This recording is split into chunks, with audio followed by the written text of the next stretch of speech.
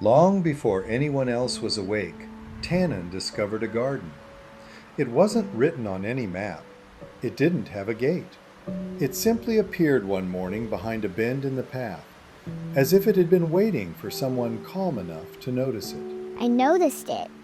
It felt like it was waiting. Its eyes were half closed, its body relaxed, strong but not tense, watchful without needing to move. Carved into the stone at the garden's edge were simple words. Stand beside the one that feels most like you. The garden was filled with statues, 7 of them, each one shaped like an animal. A turtle, a bird, a deer, a fox, a bear, an elephant, and, at the center, a lion. The statues were smooth and pale, like moonlight frozen in place. I don't have to hurry.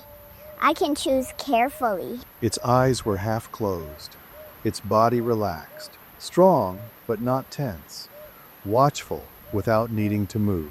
I like how still this feels.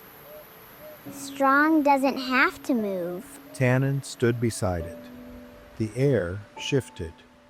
The other statues didn't move, but something about the garden changed. A soft hum passed through the ground. Leaves stilled. Birdsong faded. The garden grew quiet.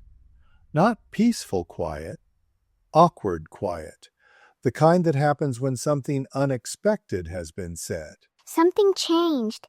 I feel it. Tanin waited. After a moment, faint voices drifted through the garden. Not words exactly, but feelings. Confusion, discomfort, a pulling away. Some statues seemed to turn just slightly, not toward her, but away. They're stepping back.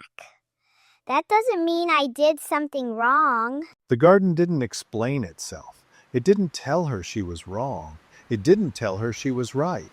It simply let her feel the distance. Tanin's chest tightened, not with fear, with understanding. I understand now. I can feel it in my chest. She could leave. She could step beside a different statue. She could choose one that made the garden feel warm again.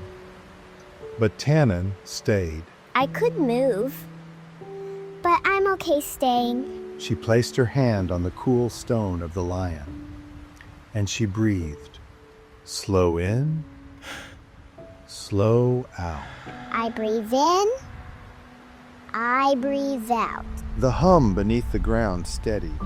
The quiet remained, but it softened. And then something unexpected happened. The lion statue cracked. Just a little, not breaking, opening. Light spilled through the stone, gentle and warm. It's warm. I feel safe. The lion hadn't been resting because it was lazy. It had been resting because it was secure. The garden seemed to notice. The statues didn't turn back, but they stopped pulling away. The space between them remained, but it no longer felt sharp. Tanin understood then. Sometimes the world doesn't argue with you. Sometimes it just steps back to see if you'll move first. She didn't. She stood calmly, alone, but steady. And that was enough. I didn't change. I stayed me. When Tanin finally stepped away, the garden didn't follow her. But it didn't disappear either. It stayed exactly where it was, waiting for the next person brave enough to stand without needing approval. That night, tucked safely into bed, Tanin smiled. She had learned something important, not with words, but with her whole body. Being honest doesn't always bring applause. Sometimes it brings space.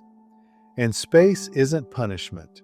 It's simply the distance required to stay true. Tanin closed her eyes, unafraid, because she knew she could stand alone and still belong to herself. I belong to myself.